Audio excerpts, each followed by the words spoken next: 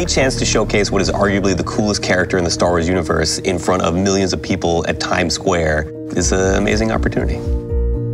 The biggest challenges for the project initially was just sort of figuring out how can we take this really cool billboard space that LG has in Times Square and showcase Boba Fett.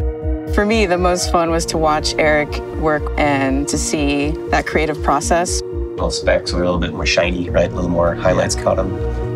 It's not your normal visual effect that goes into a movie. It's something that's trompe l'oeil. It's something that tricks the eye. It's quite interesting. Doing this project, not only did we have great photography from the show and Return of the Jedi to look back on, but we had this fantastic artwork from Christian Altsman, who gave us more of an essence of the way everything should feel. What I was going for with that piece was trying to get that King Conan, heavy as the head that wears the crown, really trying to keep him almost in darkish kind of cool light, and just really try and push that sort of loneliness and emptiness of his new role.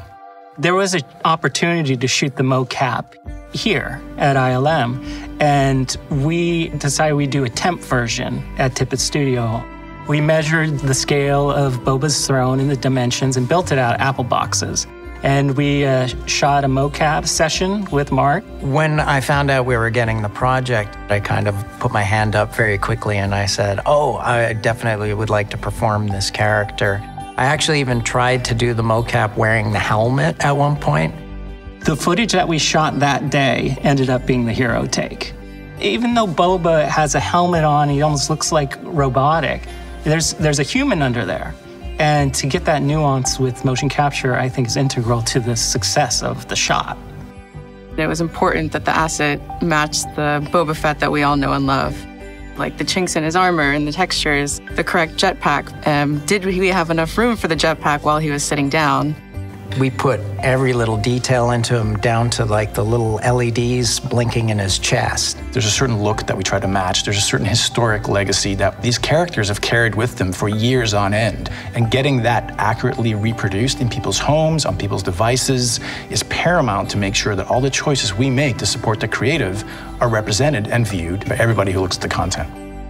What's evocative of New York? It's okay, there's the Chrysler Building gargoyles. There's gargoyles on the dais. I think it was something really cool to evoke part of New York into the Star Wars world. We've actually made LG OLEDs an imaging platform across all of the ILM studios across the world. Not only do we have people at ILM, people at Tippett Studio, people in Los Angeles, people in Korea, and also the final product is going to be in Times Square. It is imperative that everybody is seeing the same image. There's an LG OLED to suit a lot, if not all, of the use cases that we have in our virtual production, our visual effects, and live action production workflows. Because of the design of the billboard and the way it wraps around, it has this amazing 3D quality. Even though the media is technically still flat, when you look at it, you just feel Boba Fett coming off of the screen. LG OLED for us gives us that seamless experience. It gives us the ability to dream something and have it create and be represented accurately.